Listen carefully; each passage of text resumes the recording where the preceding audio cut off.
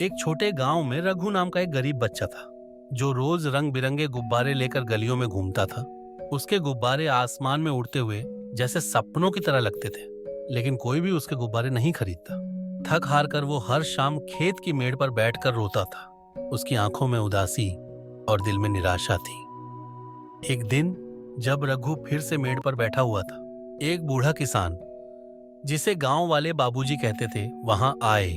उन्होंने रघु को यूं बैठा देखा और मुस्कुराते हुए बोले, आज तू गुब्बारे बेचने नहीं, लोगों की उदासी उड़ाने आया है। बड़ा यह सुनकर रघु के दिल में पहली बार किसी ने अपनापन भरा। बाबूजी की बातों में एक जादू था जिसने रघु को उम्मीद दी। उस दिन से रघु ने अपने गुब्बारों के साथ एक मुस्कान फ्री देने का फैसला किया।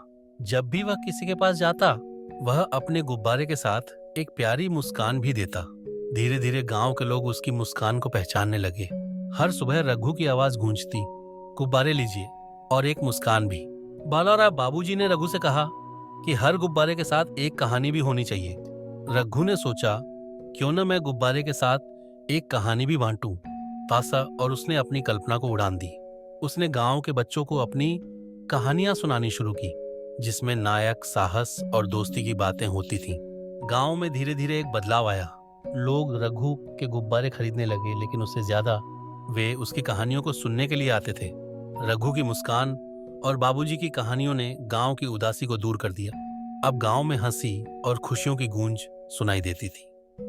एक दिन जब रघु ने गुब्बारे उड़ाए, उसने देखा कि आसमान में रंग बिरंगे गुब्बारे उड़ रहे हैं, जैसे उसकी खुशियों ने आसमान को भर दिया हो। बाबूजी ने कहा, देख रघु, तूने न केवल गुब्बारे बेचे, बल्कि तूने लोगों के दिलों में खुशी की रोशनी भी भर दी है। रघु ने महसूस किया कि असली धन तो वही है जो हमें खुशी और प्यार देता है। उसने अपनी आंखों में चमक और दिल में उमंग के साथ अपने गुब्बारे उड़ाए और गांव में एक नई सुबह की शुरुआत हुई।